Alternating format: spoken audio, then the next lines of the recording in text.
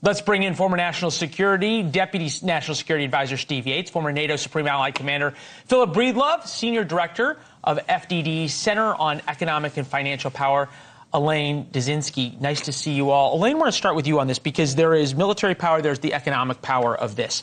Conventional wisdom right now says China has Trump where they want him because they can deliver a win on Iran.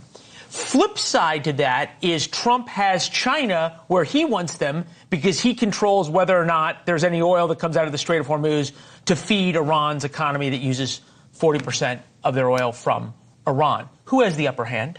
Well, I think both sides are coming into this summit conversation with some leverage, but that leverage is different. It looks a little bit asymmetric. So starting with, what the Chinese are bringing to this conversation.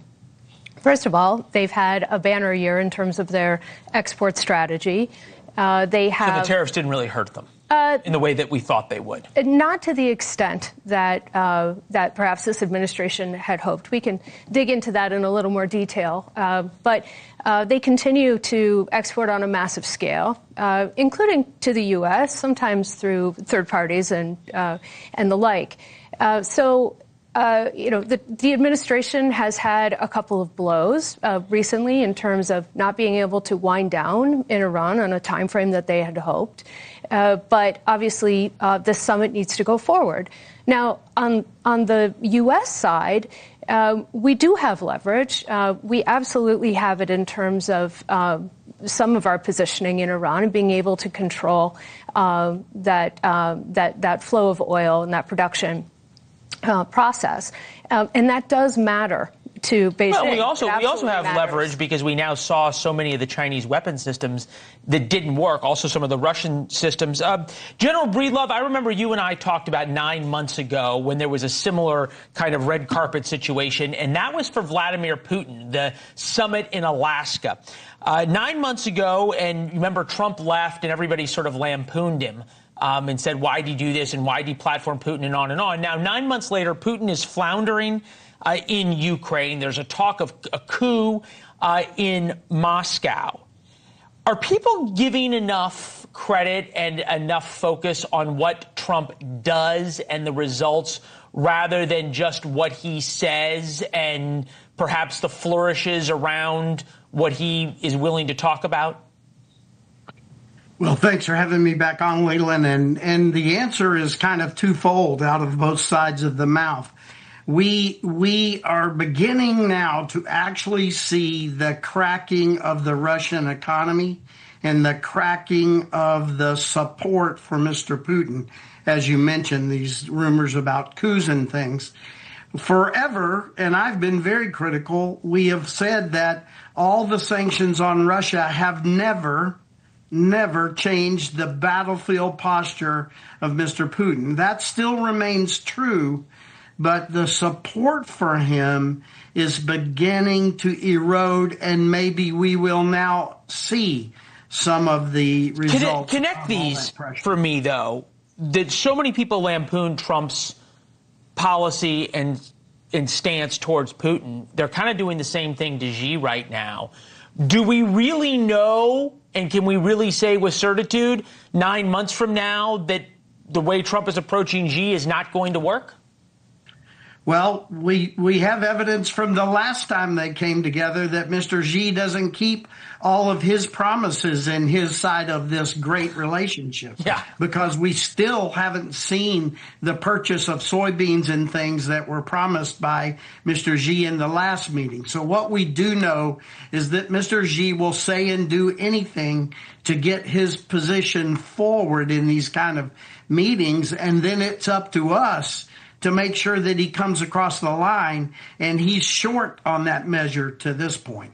Yeah, the Chinese are lying when they're talking, and Xi will tell you anything and then do whatever he wants. To that point, Steve, this from the New York Times: Chinese firms plot secret arms sales to Iran. Chinese companies have been discussing arms sales with Iran, plotting to send the weapons through other countries to mask the origins of military aid. This was after President Trump said Xi promised him not to sell any weapons. Is there anything Trump can either say or do to Xi that would get his attention in a way that he sort of couldn't mistake what might happen?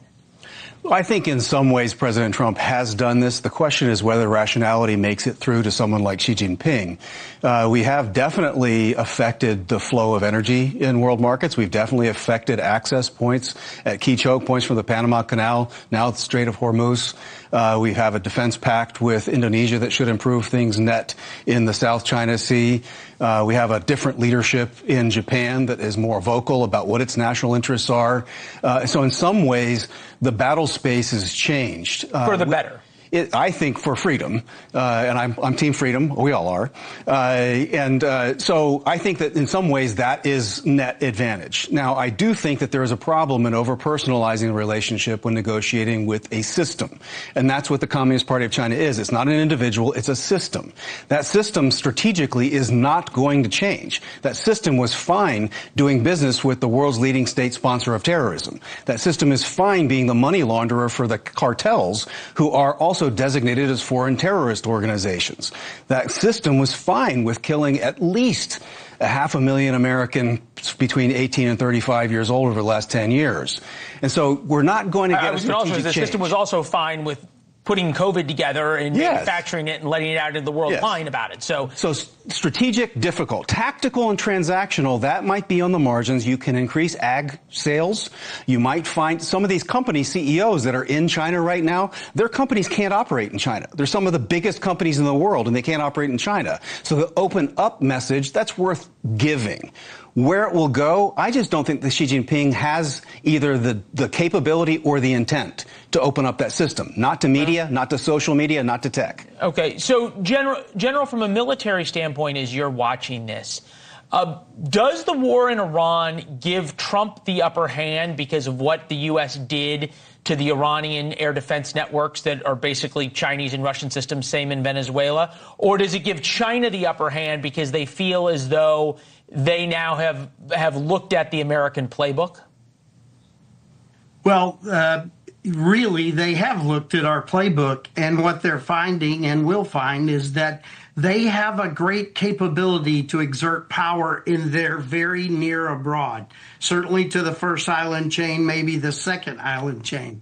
But the ability to affect political matters halfway around the globe, they are not there. And I think they learned a lesson watching how badly Russia has performed trying to invade Ukraine across the land, which is far easier than invading Taiwan across the water.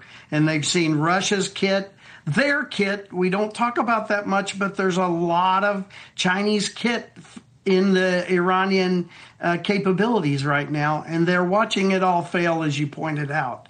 So I think they're learning some hard lessons about what they can and can't do with Taiwan. And that's why I think when Pelosi and others went over there, they showed a blockade rather than practicing for a landing. They may be changing their mind about what they can do. Well, and maybe giving Donald Trump an opportunity to get a lot tougher with him. Steve Yates, Elaine Dezenski, General Breedlove, as always, thank you all.